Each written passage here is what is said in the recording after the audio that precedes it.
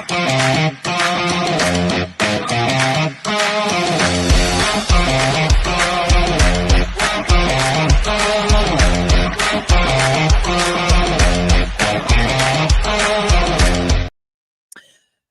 people, Angie, welcome to what was the Isak day. It could have been the Isak day, it could have been the Marc Guehi day, but we had 4 people, I thought, in behind the stream. When I logged on, I thought, what is Gene doing? He's not early because I'm late. No, I'm always early. And yeah, actually, you are. That's the only good thing you do on this channel. But anyway, swiftly moving on. There was no Ben, there was no Jake, there was no Ake. Oh, bloody hell, am I in the wrong stream? But a few late, we probably had a Glasner behind stage, and you know what? We went from 4 to 2, but Ben might pop in. Aki's been busy with the buddy. I think he's probably gone for table for 2. Newlywed, you see. So he is he's on his way home, but I don't know if he's gonna make it. But I hope they do, because today wasn't the Listen, I refuse to make that Bhuta face again. Listen, I'm still, honestly, I'm not gonna lie to you. I wanted a 10 out of 10. Alexander Isak, yeah. I'm buzzing that we signed Alexander Isak. Is that could it have been better if we signed Guehi? Yes, but I refuse to. Hence my Bhuta. Yeah, but I refuse to sit here with a Bhuta. Put it that way. That's what I'm trying to say. No, we're not going to sit here for a Bhuta, but we're going to touch on Guehi. And when you touch on Guehi, we have to have a Bhuta like that. That's all right. So exactly. So shall we get the Bhuta away? Get the Bhuta away, go on. No, we're not going to get the Bhuta away. Bhuta away when it's time for bed later on. Isak day today. And Gene, Newcastle fans must be in a massive meltdown, but Liverpool fans are in celebratory mood because the longest transfer saga in recent times has finally come to an end, where Isak has gone to his beloved Sweden football nation, and with that peace of mind, Marc Guehi too, unfortunately, doesn't have peace of mind tonight, because I think Glasner has cost him a massive dream move, but there'll be some sort of responsibility on Marc Guehi as well, which we'll discuss later. But sticking, the theme of tonight is Alexander Isak, and Liverpool have finally got their new number 9. What an unbelievable player that Liverpool have signed for him. What is Bhuta? Bhuta is, Deep Valaya says that grumpy face. And look, Asim, if we're speaking about Alexander Isak, what an unbelievable signing Liverpool have made. Look, we lost Diego Jota and we lost Darwin Núñez, and to sign arguably the best number 9 in world football, yeah, you can't really complain, man. And I'm absolutely buzzing, because this saga has gone on all summer. Every day we've sat here, week upon week. Next week you're going to hear everything. Next 48 hours are big. Next 24 hours are big. A bid's going to go in next week. We've come up with every single thing under the sun. And to finally get him over the line in that red shirt today, seeing him wear that number 9, man. You know what? I'm not going to lie to you. It got me going. And then, you know, when he said, when the question was asked, what do you want to do here? He goes, what do you want to win? He goes, everything. Is that what he said? I'm not even at the chance to win everything. That was his words. Come to win everything. He hasn't come here to, you know, make up the numbers. He's come to win stuff. He's come to win the biggest prizes. And I'm absolutely buzzing that we got Alexander Isak over the line. And, you know, and I took a step back, obviously, with this Marc Guehi stuff here. And I thought, you know what? Take a step back. We signed Florian Wirtz and Alexander Isak in one summer. Wow. That's incredible business. Forget everything else. When you sign 2 of the best players in the world in them type of positions that there are, that is some sort of statement, Asim, and especially when you fork out 230 to 240 million pounds on them 2 types of players, man. It's phenomenal. I'm buzzing. I can't wait. I can't wait for him to get started, to kick on, and to show what Liverpool are all about. And this is what we did. This was, and Paul Joyce mentioned this in his article. He goes, Liverpool have made a statement that we are here to stay. We're not here to, you know, like last time when we won the title, you know, took a pedal off the, you know, a gas off the pedal. No, mate. It's full throttle bullshit now, mate. Full throttle, drallo, mate. We're going for it all.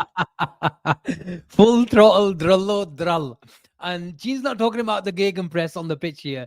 He's talking about the FSD spending policy. And if you've got drullo, drull off the pitch, then it means Liverpool. It means Liverpool are gonna be in the business end of the season with maybe getting a few trophies come May. But Gene, just looking at it, ignore Alexander Isak. Obviously, he's the ultimate number 9 in world football. Some would argue Haaland, and that's fine as well.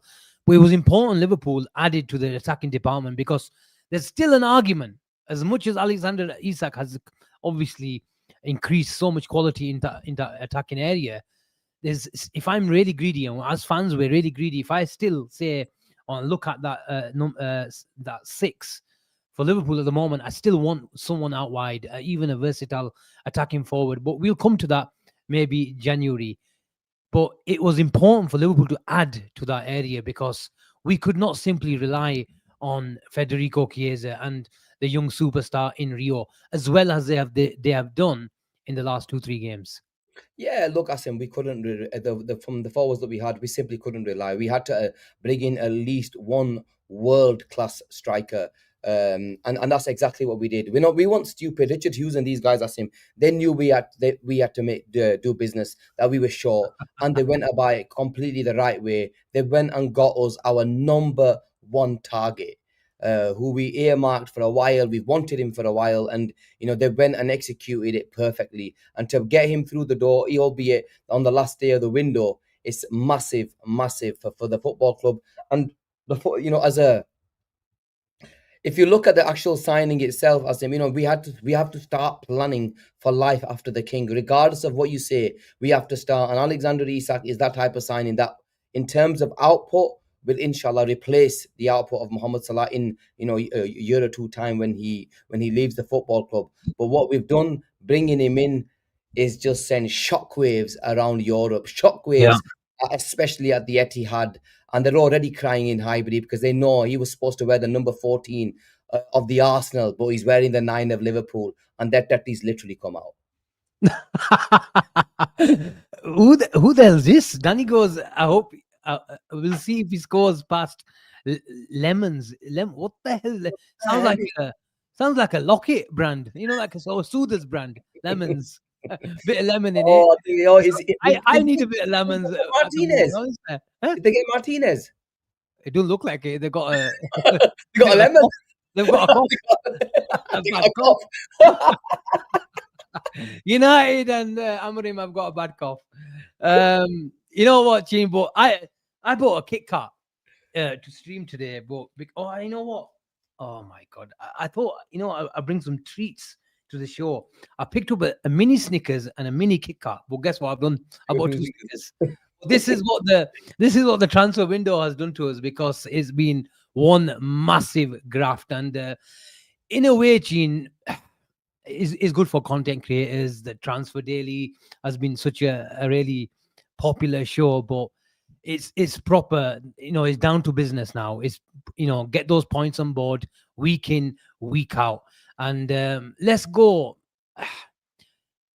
It's a question that we've been asking ourselves for the last 2-3 months. I was trolling Newcastle fans today with the tactics board, and I was asking the question. I wonder which formation. And it's going to be a conversation for the next 2 weeks. It's going to be a conversation for the next probably 6 months. Where do Ekitike and Isak play? I think, with all due respect, I think Ekitike is going to be on the bench. Do you agree? Because there's a lot of people think Ekitike is ahead of Cody Gakpo. No. So you agree with me? I agree with you. Bloody hell. But I agree with you right now. I agree with you that Hugo Ekitike will start on the bench, but Hugo Ekitike will be coming off the bench very, very shortly in a few games, where I genuinely believe he will make a mark on a lot of games this season, and then there will be a time where it is very difficult to leave Hugo Ekitike out of the team. Why? Because he's going to be on it. And when Isak is on it, and both players are on it, then there will be moments where we might see Hugo Ekitike play from that left hand side.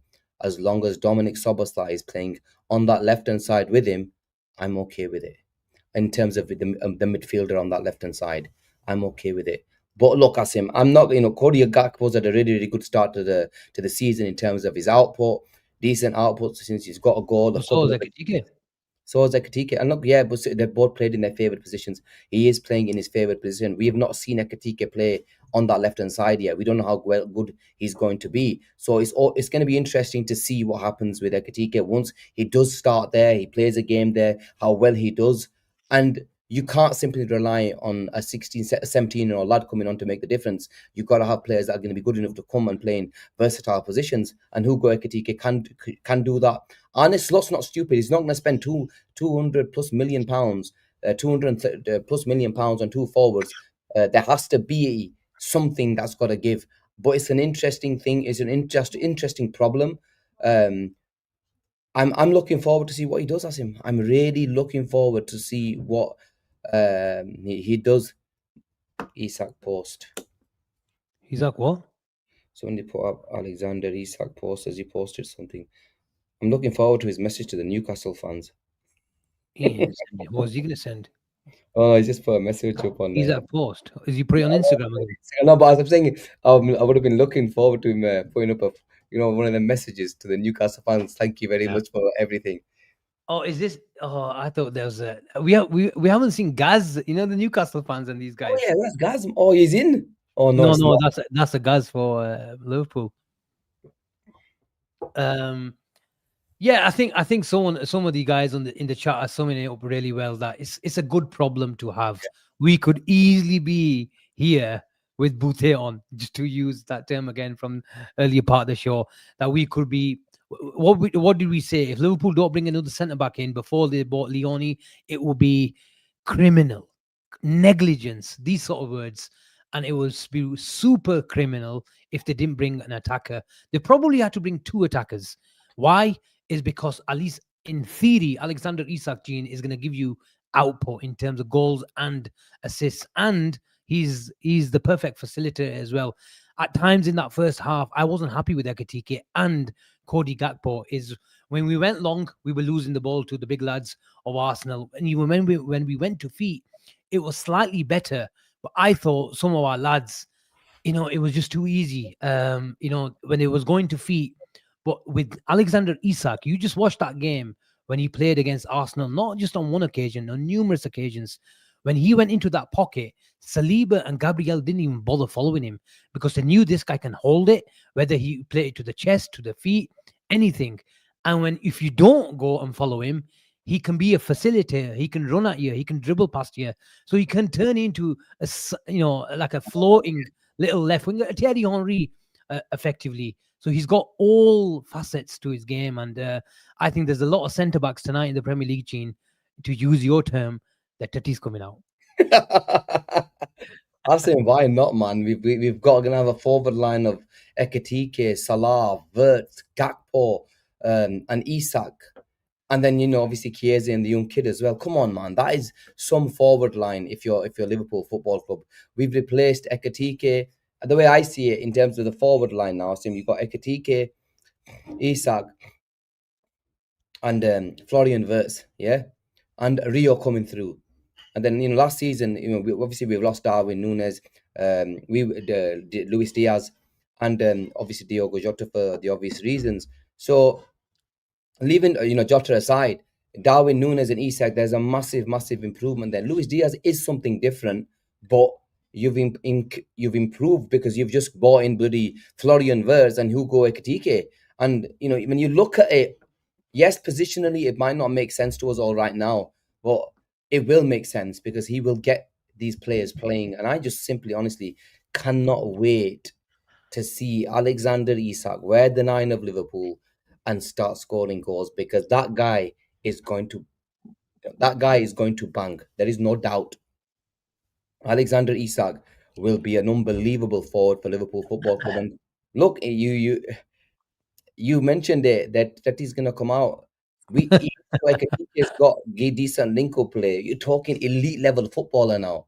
You're talking an Mm. elite footballer who's been to the Premier League and done it, proven it in the biggest of games. He is gonna be on a different level at Anfield, and he will make play Florian Wirtz, and these guys are gonna be buzzing because he will do. Obviously, it's a lot easier and better because he's a better player than Nekatike. So I can't wait to see the lad kick on, man. We were crying out for a Geordie in the building, and we've got a Geordie in the building. Big up to Jay, who's in the house. He says, honestly, I'm happy he's gone. It's the best for both parties. And I coincidentally jumped into, bumped in, not jumped to, yeah, it feels like the Geordies want to jump you at the moment, Chin.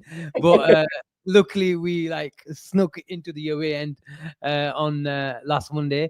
But I bumped into a friend who's a Newcastle fan, and he said, you know what? We're going to be all right. You've got Isak. Yeah, he's a great player. We know him well. But when he came to Newcastle, I think he's mentioned he scored around about 5-6 goals in the season prior to when he joined the club. I think he was where was he? Sociedad, wasn't he? So I think he was on about 5-6 goals that he scored in the league. And he said Walter Made is going to be a really, really good facilitator for us as well. He can play. He's got a neat and tidy touch, but he's also was sort of praising the likes of Wissa, and I was like pushing him towards forget. I don't want to know about the player. Why are you calling Alexander Isak a rat when Wissa has done the exact same thing? And this conversation has started today, isn't it? Is the moral the moral of the story is when you look at Guehi, when you look at Wissa, when you look at Isak, when you think, you know what? If you kick up a fuss, you'll get Even your Larson, even Larson as well as him. Larson uh, before he didn't get his move from Wolves. exactly. So, but does this set a bit bad a precedent for future transfers in the Premier League and transfers in general? Look, you're always look, Asim, and you have to be honest with yourselves at times. And now, if I'm sat here and I'll give you an example. Real Madrid. Let's face it, Real Madrid come to us tomorrow and table £110 million bid or £100 million bid for Alexis McAllister, and he's got 2 years, 3 years left on his contract, whatever, and he wants to move. Can we keep him? Very difficult, Asim. Let's be honest. Very difficult for us to keep him. Number one is top money. Yeah. Mm. Not like they're saying when they're taking him on the cheap or saying they're taking him on the free. Sometimes you have to say, okay, TK, you know what? Accept the money and move. Even though it's gonna piss us off because the player wants the move. When a player really wants the move, it's difficult to say no. Especially look, right now, in a year's time, I do believe teams are going to come in for Alexis McAllister unless we sort Mm. out his contract. I think teams are going to come in for him. He's an Argentinian. They always do love that feel of going to Barcelona and Real Madrid. Not just him, all of them. So it'll be interesting to see how that plays out. But from Newcastle's perspective, you've lambasted Alexander Isak, but the player you've signed done exactly the same thing, literally exactly the same. Refused to play. All that wants his move, and yeah, they've had to pay 55 million for him towards the end. Again, we paid 125 million pounds for Alexander Isak, a British record. Because if you want these players, you're going to have to pay the door. When players have got thingies, and you have to sort of expect that these things are going to happen. We've been stung. We know how it feels, man. This is one thing that Newcastle fans need to understand. We know how it feels. If anything, we lost our best players. Suarez was our best player in that team. Coutinho was our best player. Fernando Torres was probably the second best player in our team behind Steven Gerrard when we lost him.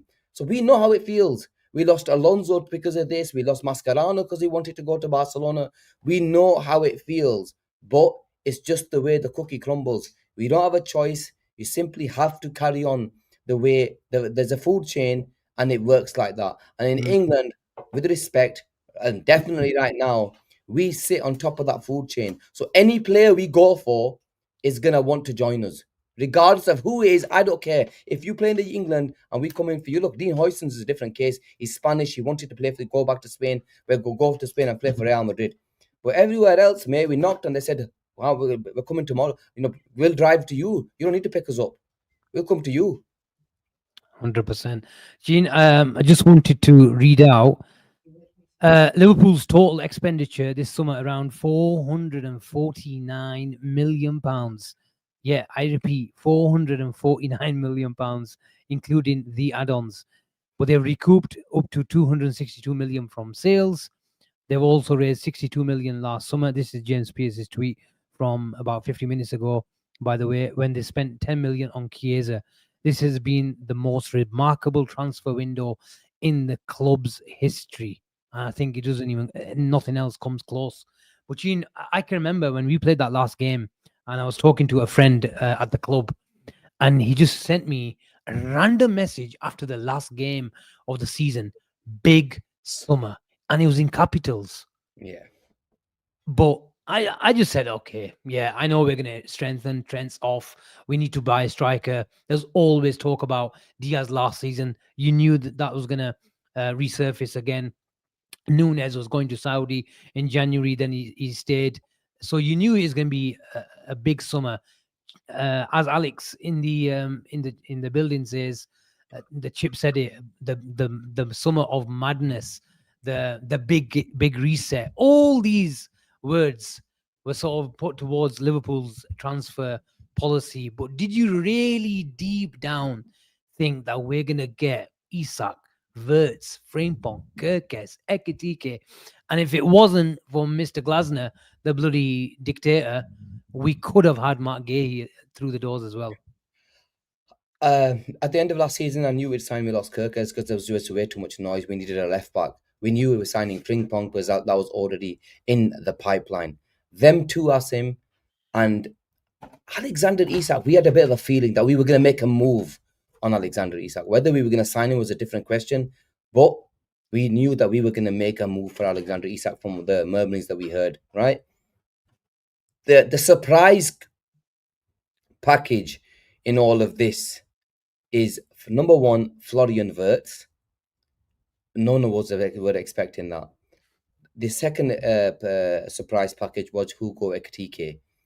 I was expecting us to go and buy a proper winger rather than a 10 and a 9.5 or 9 in Ekitike.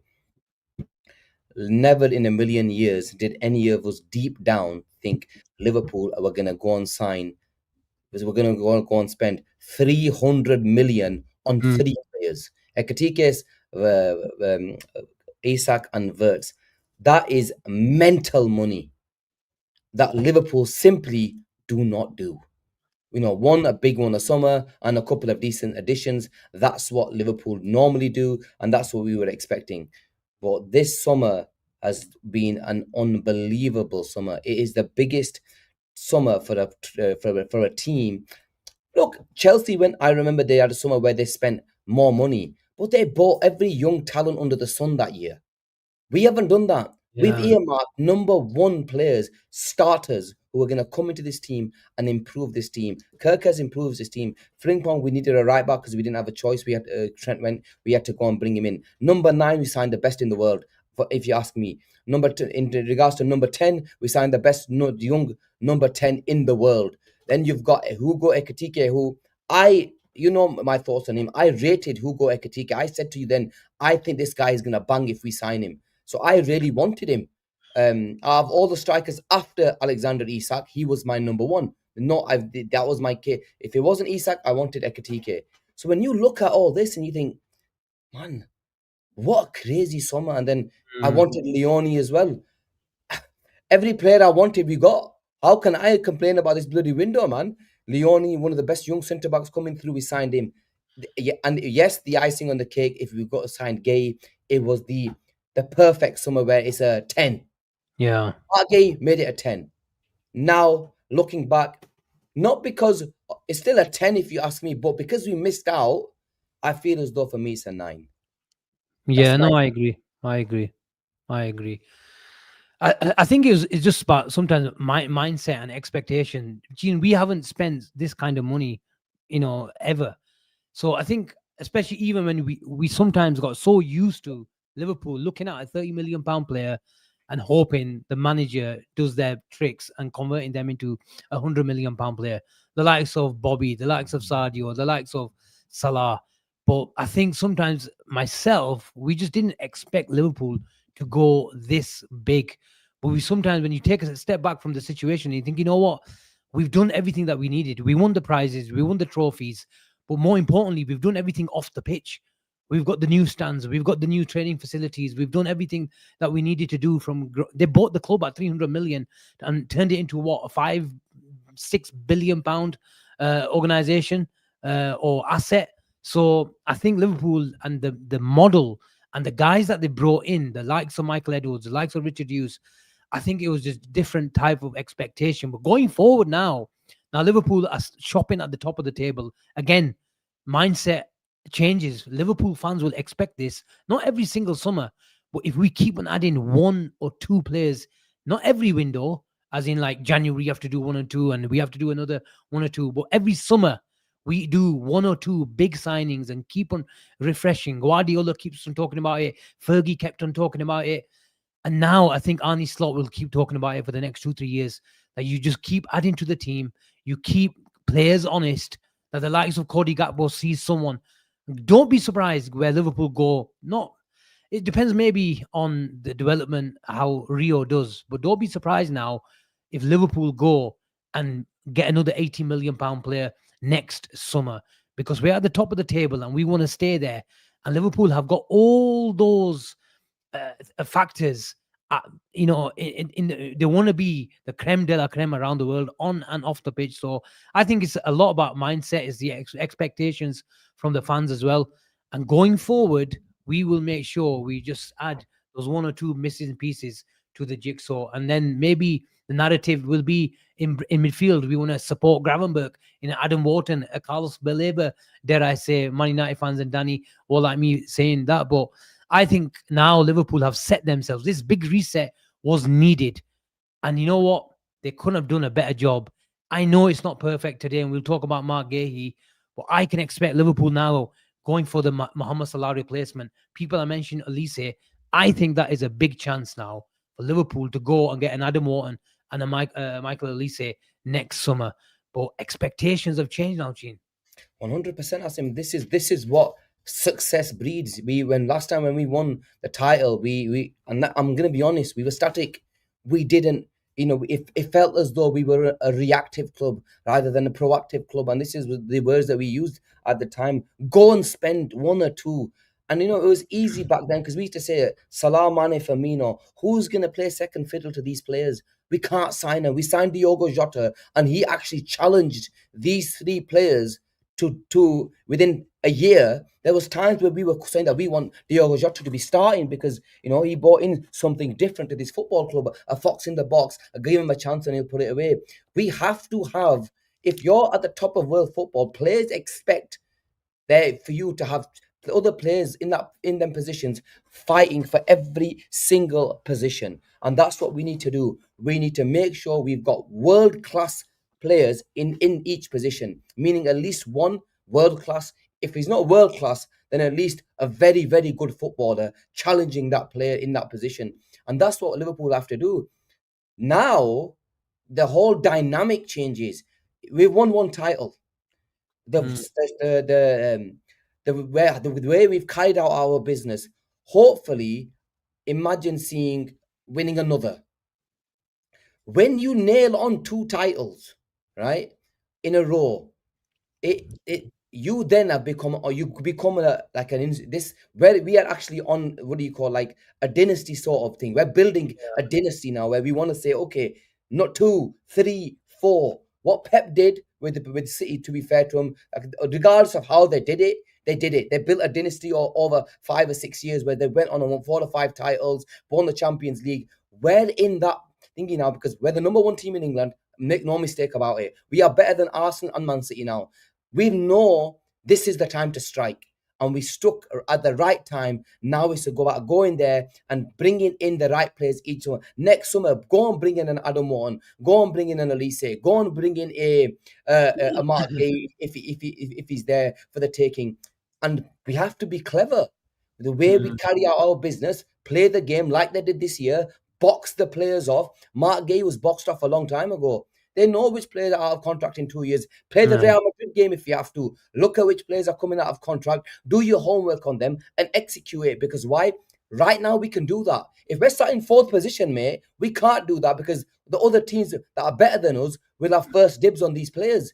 Yeah. Right now, we're getting the first dibs on these players. So go and strike and go and earmark which players you want that are on the cusp of greatness or on the cusp of world class ability, and then go and bring them in. I want us to make a move on Michael Elise next season. I think Michael Elise and Adam Warren are two players that, for me, I don't care about any of the players. Get me them two players.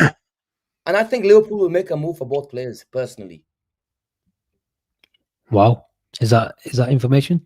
Look, you know my thoughts on Adam Warren. Liverpool, it's not rocket science that Liverpool will be involved with the signing of Adam Warren. We all know they are. Deep down, everybody knows Liverpool are in for Adam Warren the minute he comes available.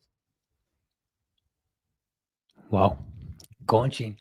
Providing information for future windows on transfer deadline day of the summer window. But Fadi's in the house. He's even suggesting there's a pre-agreement for Adam Wharton. Fadi, I'm sorry to disappoint you.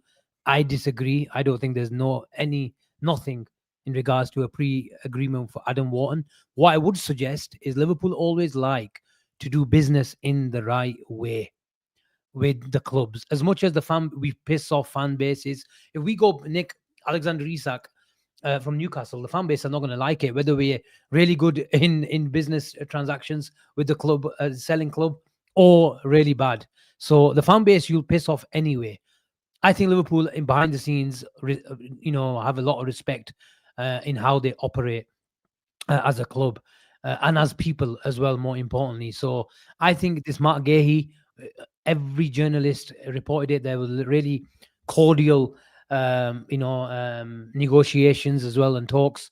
So and don't be surprised as well, Gene. You'll like me for this saying this is I think Liverpool's admiration for Adam Wharton, not Adam Wharton, and Anthony Gordon is still there. And as much as we pissed off Newcastle for Alexander Isak, and I don't want to piss them off even more on the day of signing Alexander Isak, I think Liverpool's interest is still there, and it remains to be seen. And I'm intrigued if they go for Anthony Gordon next summer. But let's see how he does this summer. They'll keep an eye on him. They're monitoring him. They'll do all the numbers on him. But let's see, and that's a conversation for future windows. Let's go through the super chats. Excuse me. I need those lemons, man, from Man United. Aman, Marc Guehi will happen in January. Wow. Okay. Liverpool will come back in my opinion. The deal went too far for them not to go back. Even cheaper in January. January or the summer? January. We can't wait. We have to literally. I think not straight away. Within a month or month, 6 weeks, we will knock on Crystal Palace door and say, right, what do you want to do with Marc Guehi? You've got 6, 7 weeks to go and sort out your replacement in Jan. Go and pay whatever you need to pay because we're going to come in January or we're going to take him on a free. And I think Parish will understand that he's got to bring in a replacement anyway in 5 months, and where he's going to have to pay money to bring him in. You'd rather just get Liverpool's 10, 20, 15, 20 million that they're going to give you for him and use that money to go and get a replacement. Because look, Marc Guehi is going to be gutted. He have literally, he did his goodbye video. From what we told, everything was done, medical was done. Regardless of what you say, he's going to be gutted that he could have been playing Champions League football at the Champions home this summer, and he's going to miss out on it, especially for the next 3 months. So I think Marc Guehi will want to push it as well. He's going back to a camp that he's not an unhappy player, because I genuinely believe Marc Guehi is a model professional. He's going to be gutted, yes, but 2 or 3 weeks out, he'll go back, reassess everything, go again for 3 months, and hopefully get his move in Jan. But I can't. Palace will be stupid. Like, I will literally say, you're just stupid. Glasner, he hasn't even committed. Has he committed to Crystal I'm Palace? sure. I'm sure he's got about 9 months left. I read Yeah. somewhere that he's got And 9 months left. idiots, yeah, just don't understand it. But Charlie, you know what? End of the day, he's their player. And if they happily want him to go down to 6 months of his contract and he can start talking to other clubs, then fair play. But I think we make a move for him in January, Asim. And I think he becomes January 1st, 2nd, 3rd. He becomes a Liverpool player. It'll be early in the window, Asim. It will be early. You're on mute, but it'll be early in the window where I think Liverpool will make a move for what's his name? Like we did with Virgil van Dijk, the deal gets done very, very quickly. End of December, it gets done. 1st of January, he's at Anfield. Really?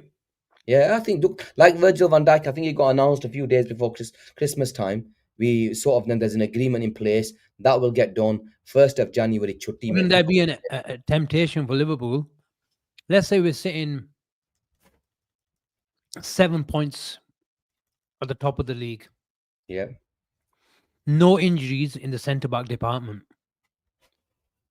Is there a temptation for Liverpool? No. No. How do you think they play it? Liverpool play it. Liverpool pay the money. When you're waiting for a player that's worth 60, 70 million pounds, we're not taking any chances of bringing him in. It's an extra body. A lot of it, and Ibu, we don't even know if Ibu Kanandi will have signed his contract by then or not. Let's face it, Asim. If he hasn't signed, then we ain't waiting around for no one, mate. We're signing Marc Guehi. We're paying him the 15 million and bringing him in. 15, I think it'll be 20 million, maybe 15, 20 million, whatever it costs to bring him in. Okay, let's see how that plays out. But do you think Marc Guehi needs to take a bit of not responsibility, but look, it was all the reports about the manager was pissed off. It was showdown talks. He was offering his resignation if they sold Marc Guehi. But if it was on the transfer deadline day, it was always going to scupper the deal, Gene, especially so late on, even in the day. And if it was maybe an 11 o'clock transfer window deadline, we still might have seen the transfer go through. But do you think Marc Guehi needed to push himself a bit more, especially early on in the summer? Not early on in the summer. I'm not too fussed about that. Well, last week then. My issue with Marc Guehi is that video that that surfaced where he was, when Glasner was telling him to come over and he went down. That was his moment, Asim. That was his moment to say, look, I've stayed, I've won you another charity shield for this club, I've done everything, I want out, let me out of this football club now, I've even played a game or two for you, yeah? That was his moment to really kick up a fuss, right, and say, I want out, and he didn't.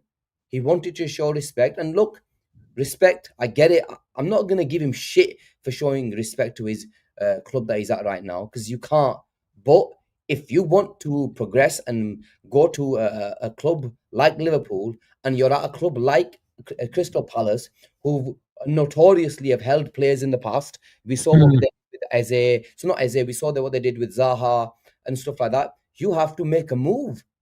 Otherwise, you're just going to be there. And he showed him respect. He's captain. He won him a trophy, got him European football. He even stayed, got them into the Conference League, made sure he played the thingy, gave him an extra game of football. He had to really kick up a fuss. People saying that he isn't Gay isn't that type of person. Dave goes, with respect, Alexander Isak, never in a million. I remember doing show, sat here as him, and every single one of us saying, Alexander Isak is not that guy. He's not going to kick up a fuss. He's not going to kick up a fuss. Yeah, fair point. Yeah, all of us were saying the same thing. He bloody kicked up a fuss more than you can even imagine, because he was set on, I want Liverpool Football Club, and he knew Newcastle were nowhere going to let him go, so he had to kick up a fuss. He was in the same boat. He delivered in multiple avenues in terms of, he still played. He did it the right way and still didn't get his move. So it's a catch-22, isn't it? What about that question there? How can you all be so sure? No, the big club's coming harder for Guehi and he decides to go elsewhere. Carolina, I'll tell you why Carolina girl, sorry, is because Chelsea approached Marc Guehi two weeks ago. He was there. Chelsea were categorically told Marc Guehi wants no other club. He wants Liverpool Football Club. He doesn't want to go to any other football club. Even to this day, right now, today, he knows Liverpool did no wrong. They did everything to get me in. I tried to come in. Yeah, I did everything. It was my current manager, the idiot, and it was the ownership who didn't allow me to leave. Fair play. They actually asked me to sign a contract. No, I want to stay at this football club, and Liverpool want me. And he knows Virgil van Dijk's 33, 34 years old. He's currently playing at the Champions. He's seen the players that we've bought in, what's going around this football club. And he knows Liverpool will have gone to him and said, listen, we tried everything. It doesn't matter. 3 months, we go again. We're not going to let any other club gazump us. And Marc Guehi, I don't think will go to any other club right now. Yeah, And you won't. he's set on joining Liverpool. His heart's set on joining Liverpool. And it's not like we're moving away from this deal. We are going to sign Marc Guehi because number one, he's a brilliant footballer, and the deal is way too good for us to say no to.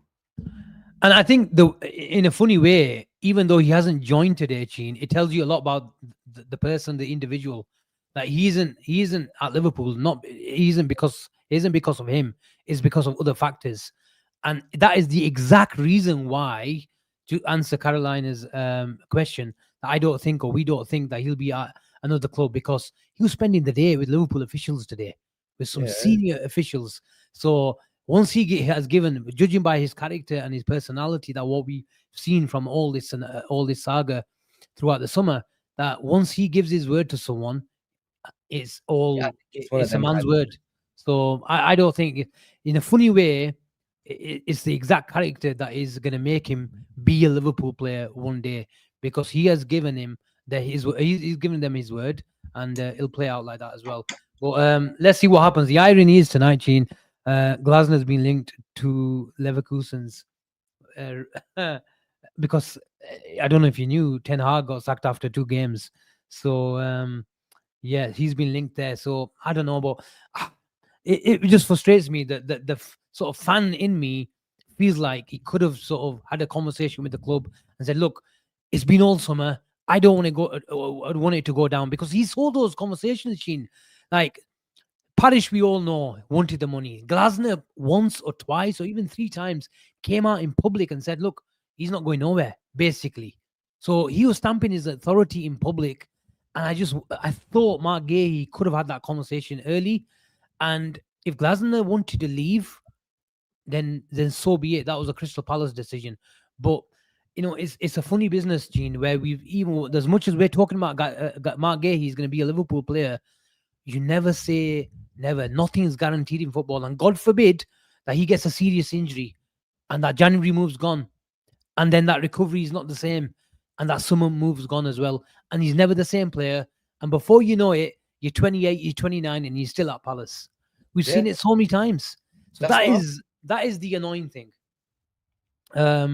Okay, let's go through some more super chats. We forgot Alex's super chat yesterday, but he forgave us in the chat last night. But he says it just shows the squeaky wheel gets the oil. 100%. And you know what? I think the fans need to take some credit as well, that you create so much noise, then the club do hear it as well. So you have to back the club. They've backed the manager. That's all we wanted.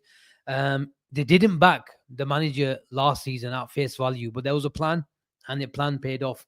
You have to give them credit for that. Excuse me. Asim, just bear with me 1 second. Just hold the thought. Okay. Let's go through the questions. Fire away with the questions, people. I'll keep on going through them. Here we are. There's one. Wharton, Elise, the menu. Wow, he's still in people's minds. Next summer is all we need. Add Guehi in January, and then focus on re-signing McAllister, Gravenberg, and Szoboszlai.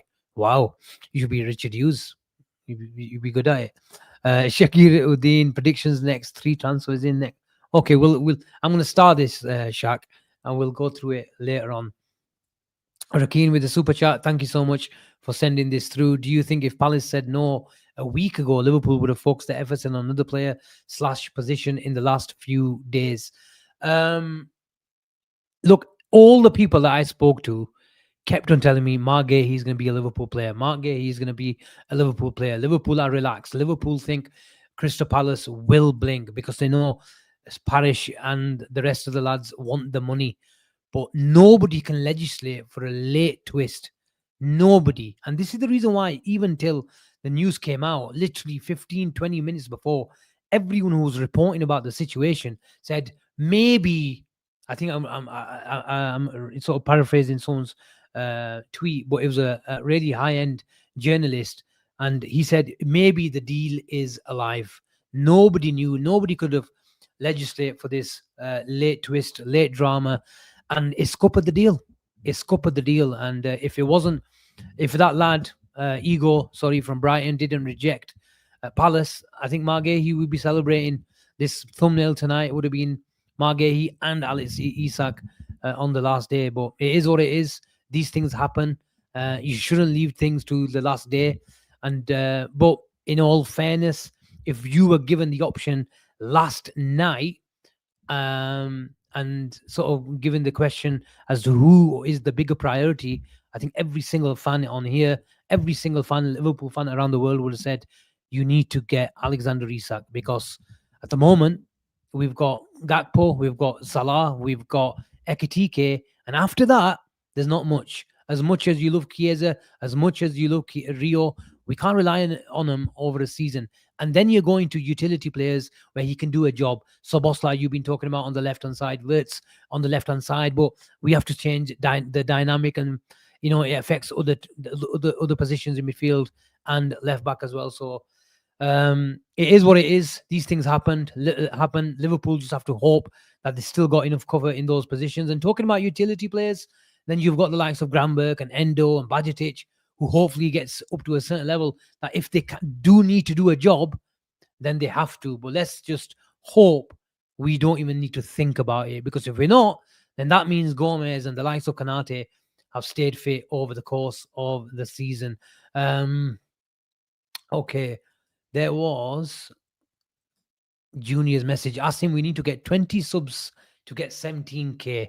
There's still 615 people in the building. I can guarantee you, I think it was 51% last time I checked it, Gene, that our viewers, 51% of them are non-subscribers. 51%. So going by that, there's 306 people, around 306 people here that are non-subscribers. Come on.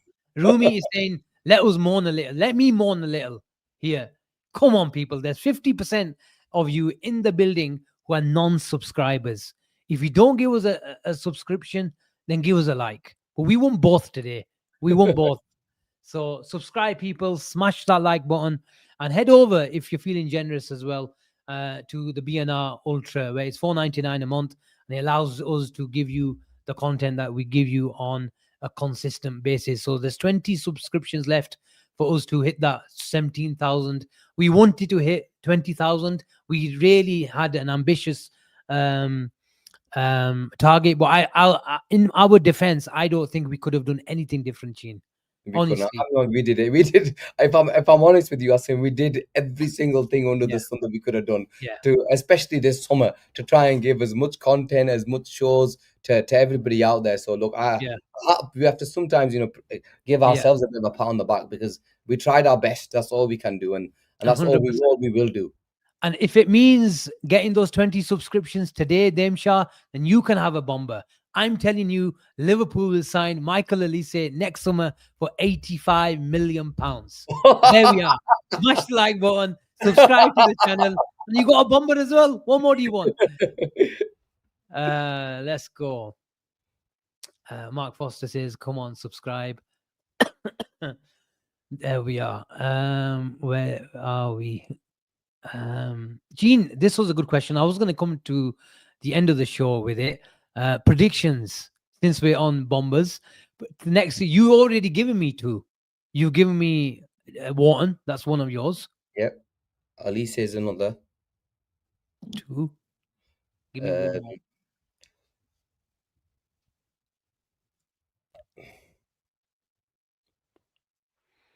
If I'm going by right now, I think we make. I think we go sign a left back. For Robo? Chutti Robo, innit? Yeah, that's what I mean. Because Robo's going to be leaving, contract's up. It's Chutti for him. We sign a left back. I don't know who that left back is right now. If it's because I think Kirkers obviously will be there, but we have to sign players. I'm playing because on the left wing. Look, I need to know what's going to happen. We might even go for Rafael Leao. I'm going Elise, obviously, after my bomber.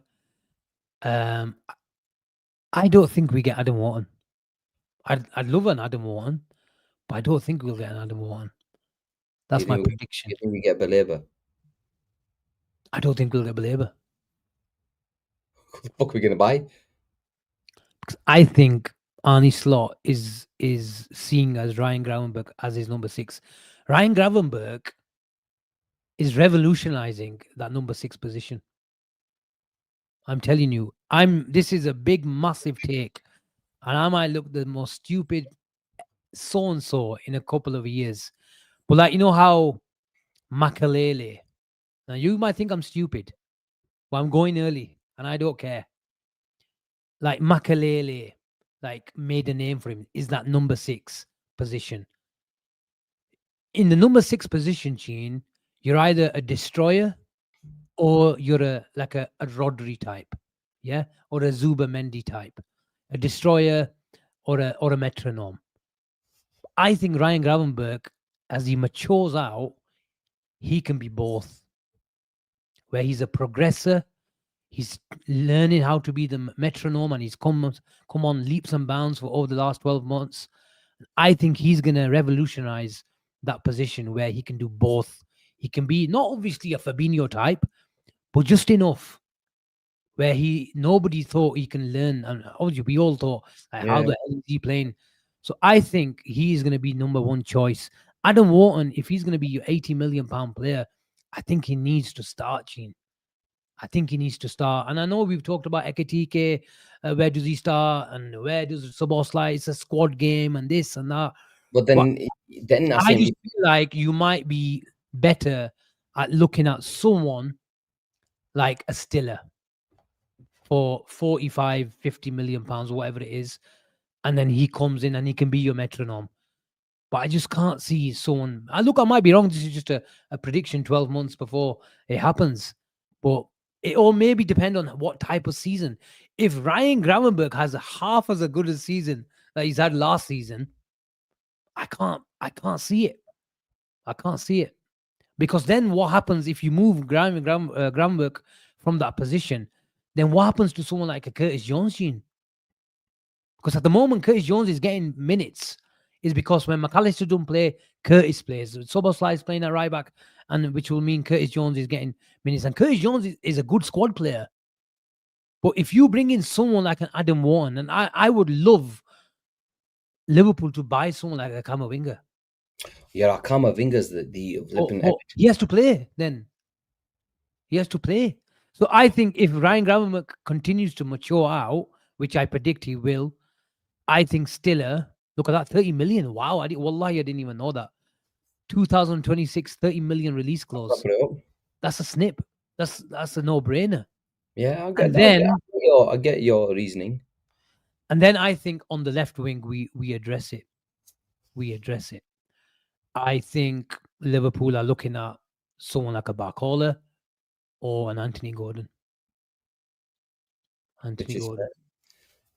look, these positions. I understand what you've mentioned. These are so look. We agreed on one being Elise, the midfielder. I think you're asking. You think it'll be somebody slightly less. Yeah. I think it'll be. I think we will go for somebody big. Do you think so? I think we go for somebody big. I just get this feeling it'll be um, somebody big that we will go for in that position, and I think we will go for. I think we're shopping at the top table now, mate. Bulija. Any player that we go for has to be good enough to come in and to play and do a proper job. And yes, the left winger, Asim, I get it. We depending on how well Barcola does in terms of game time, all that type of stuff. I think Liverpool are going to look at you. You mentioned Barcola. I think Liverpool are going to look at Kvaratskhelia. Wow, he just signed. He's just gone. He's just gone there. He's been there for a year and a half. Asim. He's won everything there already.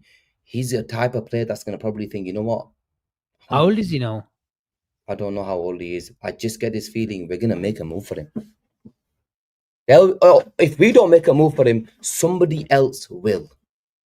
Because I think when you're playing for PSG, people can say no chance, but watch. I think something will boil. Something's gonna gotta give with Kvaratskhelia. Ian, you mentioned Barcola. One more season, Kvaratskhelia at that, won the Champions League, won again, give it another shot at the Champions League. There comes a time where I think, you know what, maybe it is time. Wow, I'm shocked when you said that.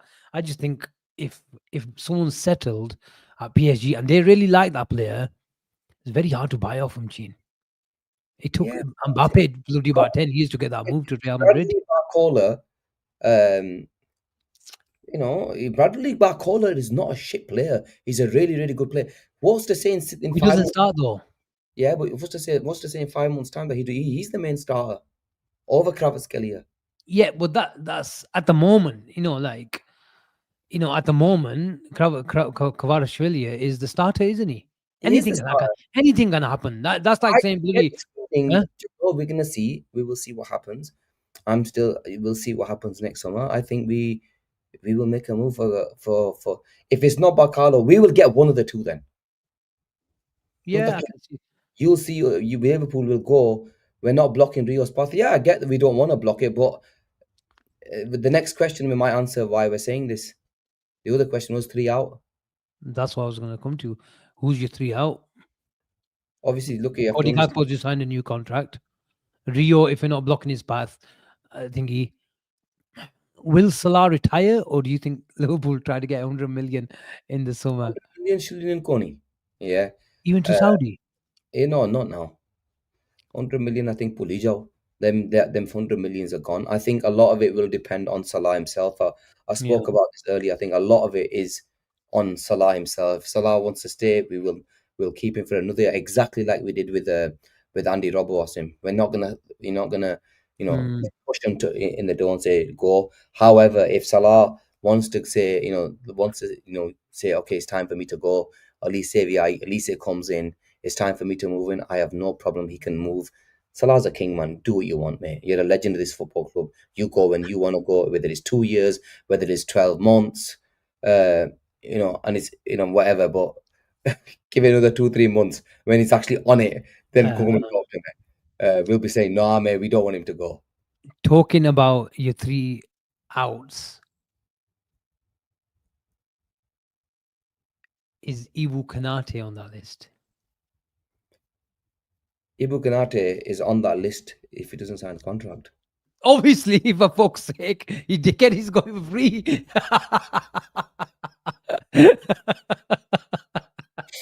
Joke. Salah, what do you want me to say, man? Ibu Kanate.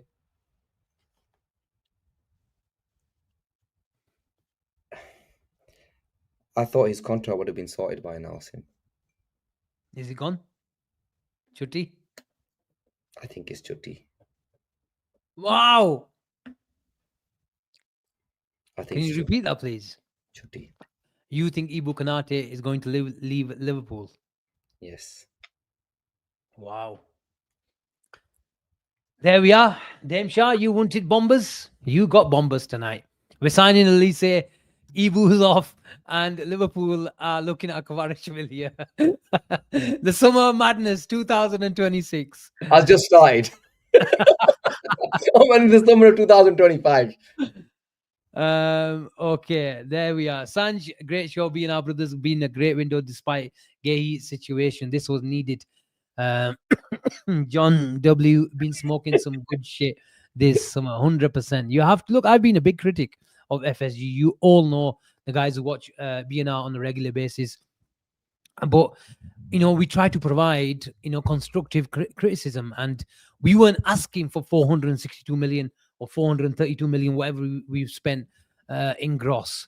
When we just wanted to, when we let Wijnaldum, for example, leave, we just didn't have that. We were relying on Harvey Elliott, and he got that injury as well, and then we never looked the same. So when Klopp was crying out for a couple of centre backs, we got in the end 2 centre backs never heard of. So we were just looking at 30-40 million pound signing, and as much as Jurgen Klopp squeezed every little thing out of his players, look at and he got 96 points and 97 points and 92 points, whatever it was, over the course of the season. We only did it, for me, Obviously, he had the likes of Mane and Salah that he developed into world class players, but it was down to one man. Ultimately, it was Jurgen Klopp, and I don't think anybody out there in world football who would have done a better job pound for pound. Even Guardiola, for me, couldn't have done the job that Jurgen Klopp did. So this is what we wanted: Jurgen Klopp to be backed a bit more, but Jurgen Klopp to, in just to provide a bit of balance, is he needs a bit of criticism as well, because he wasn't perfect. He gave Henderson a 4-year contract when it wasn't needed, and we lost out on players like Bruno Guimaraes and these kind of players. And so look, everyone made some mistakes, but ultimately, I think the owners did have other areas that they needed to spend. But like we've been talking about this summer, we're at the top table now. The off the field investments are all sorted, and Liverpool are a juggernaut to deal with on and off the pitch, and that's where FSG wanted it, and they have certainly got the club where they wanted, and what they planned for as well. Luke with the super chat, thank you so much. Unreal summer, was a great to witness it with you all. And Gene, I think that's a good ending. Yeah. That what a summer, and we talk about the big reset. B&R have had a big reset, the big studio, the big summer. And if it was the summer of Liverpool, it was most certainly the summer of B&R too. It was, man. It was. From going from 2 shows a week to Two two. shows a month. Yeah, I remember people saying, "Dude, where the hell have you gone?" Yeah, to uh, to 2 shows a day, man. It's been a graph, but you know what? It's been an unbelievable summer. And you know what? I need a week off, by the way. I need 1 week of ramen. I'll chill, yeah, when I Gene, can just. we don't honestly. Yesterday, I was in bed. I was in bed, and literally 10:30 people have got used to it now. Every day on those days that we have, like Saturday mostly off, I literally get 30, 40 DMs on Twitter saying, show tonight, Asim, show tonight. So what people are gonna do? What are we gonna do at 1 o'clock in the afternoon? There's no transfer daily now. That's true. There's no transfer area now. That's it. That I mean, I can chill, and you can your tactic shows because all we can you can talk about is the games. So you give everybody your tactic spiel. It's very tactical, tactical of you, that is. But let me see what Sanjay is saying in the supers. Thank you so much, Sanjay. Looks like he's spending the Marc Guehi money on BNR tonight. Sanjay, thank you so much, brother.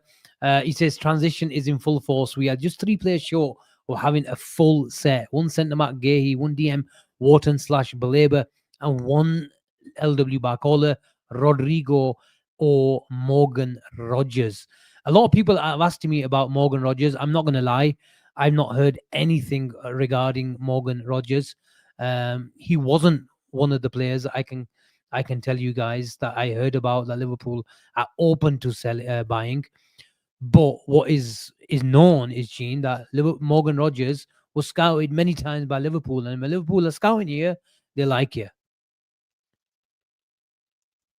100%. Look, he's a really, really good footballer, Sim. I think most of us liked him. And by the way, who was that number 9? Is he that number 9 you were talking about? No, he wasn't. Okay, let I'm you not. off.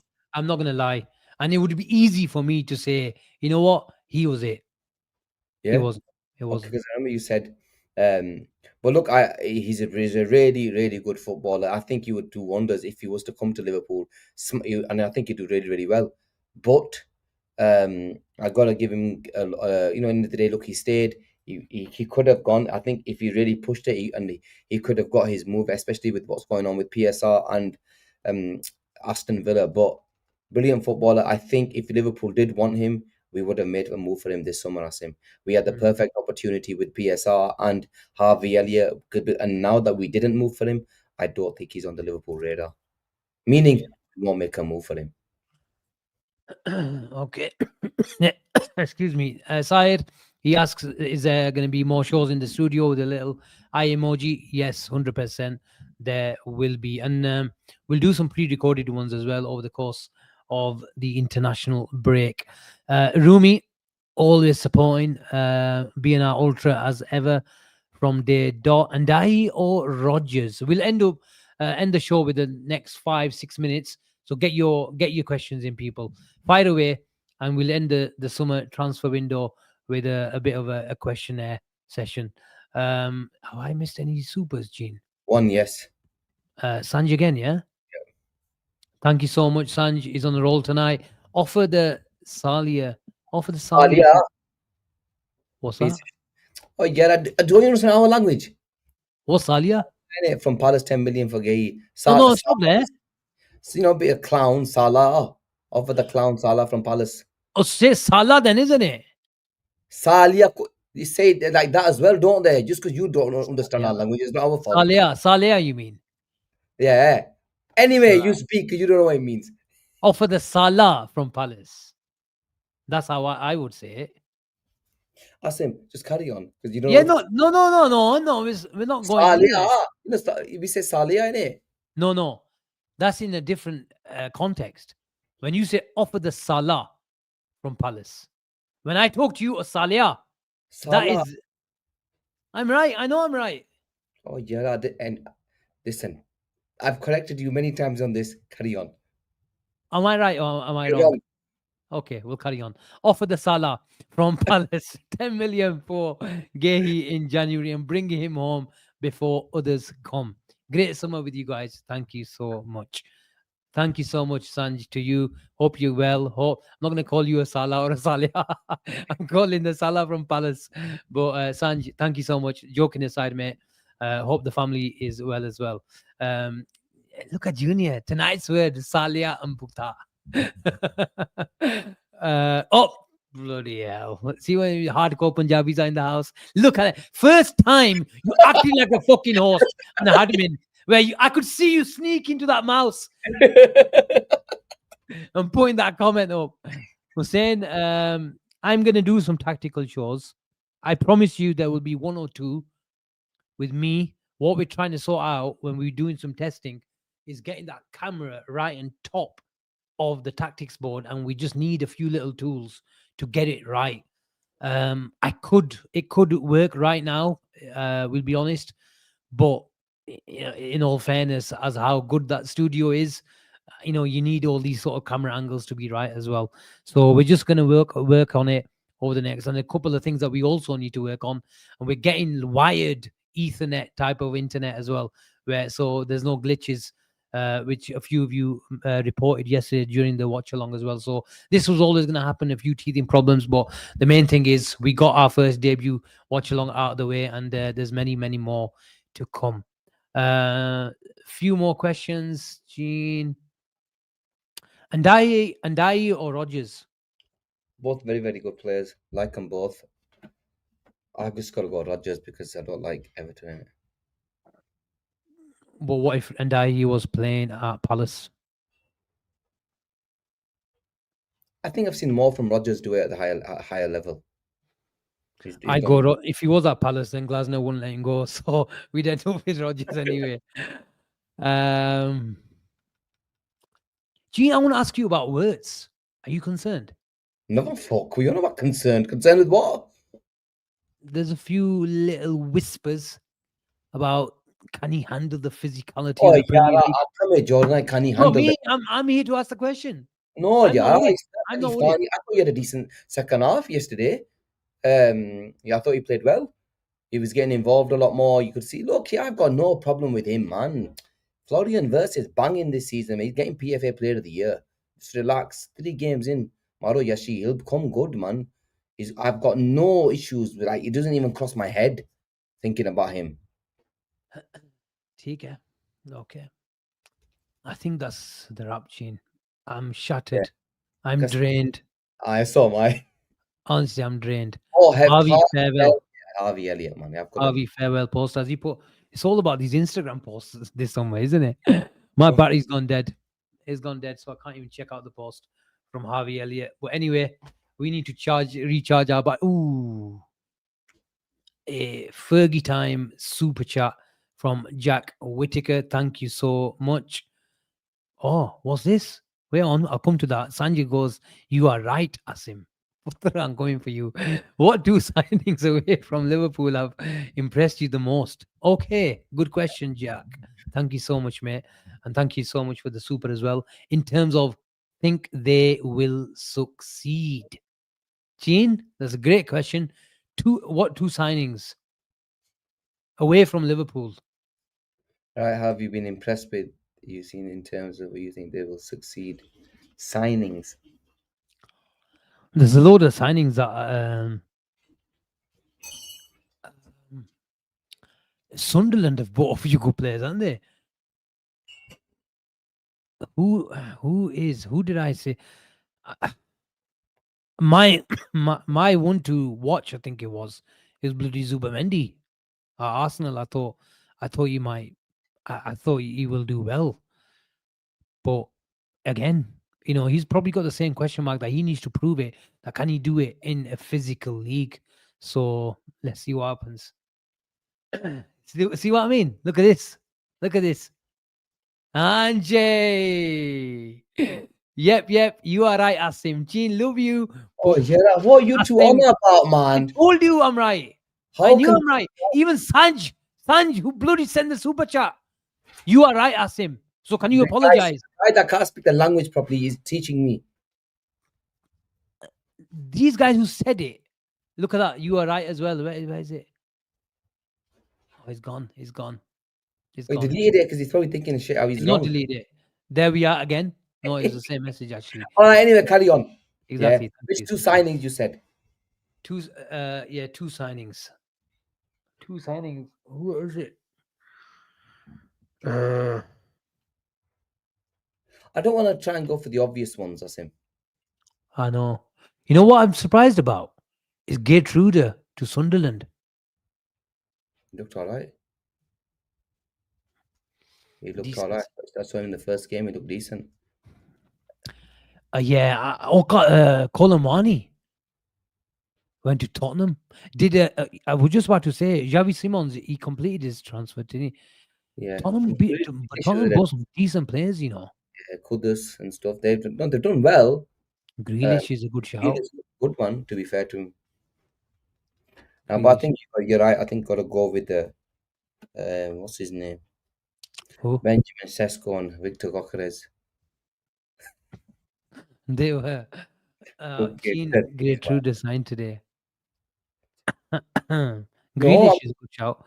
Truffert is a good shout. who He was decent. who did he play for? Thingy. Bournemouth. No, sorry, not Great Eater. Yeah, I'm talking about the Bournemouth centre back, man. Bournemouth centre backs. What was his name? Who's that Bournemouth centre back that played well? Was it Senesi or something? God knows. It wasn't him. And not since Bournemouth, not Bournemouth centre backs. Diakate. Zabani. He's gone, hasn't he? not even Diakate. Listen, he's not bad, I liked him.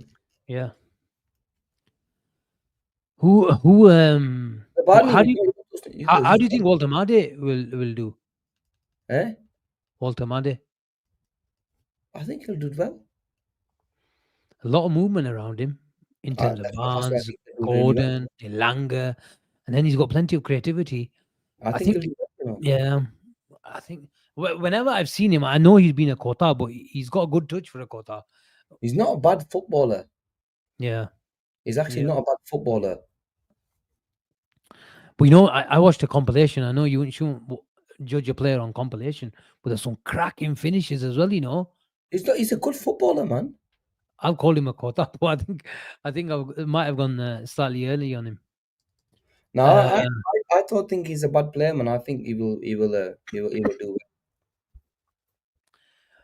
okay, let's well. go. I think Crazy. that is a good wrap as well. That No is one cares because we have got. This is not even a question. I absolutely love our brother Sadio Mane, but our brother, the King Mohamed Salah, is just a different level. Different level. And that's taking nothing away from Sadio and what he did for this club and what a man he is, how humble he is. I met the lad, I met the brother on a couple of occasions. So humble, so modest. You'll see him going to. He's the kind of guy where if you see him and meet him, you think this guy can. He's not a footballer. He's not normal. He'll go inside in buildings and mosques and clean toilets.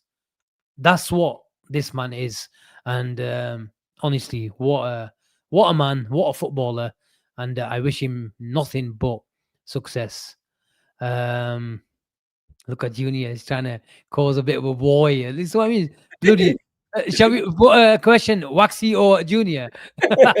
No, the answer is both shit. Because Junior to come for us. No, you should have gone for Junior. Why have you gone for Waxy? The poor lad's probably asleep. Yeah, one of us probably sends a wrong link to the whole of the yeah. Oh, no comment. Okay, let's leave it there, people. Let's leave it there. We might take a couple of days break. Oh, look at that. You respect. They're all gone, Ben. Anjay, I like that. I like that. Respect, man. Respect. No, I don't. I don't think it might happen with Van Dijk, but I don't think it's going to happen with Salah. And if you want me to predict, no to both. No to both. Okay, people, that was it. If you're missing us, let us know over the next day or so. We'll be back maybe from the studio in a few pre-recorded shows, go into depth as to what exactly our transfer window means, what the team lineups are going to be, the team formations, the tactics, and how each and every signing, once settled, will fit into this Arnie slot lineup. But what a summer. But you know what? I counted 65 shows for Florian Wirtz.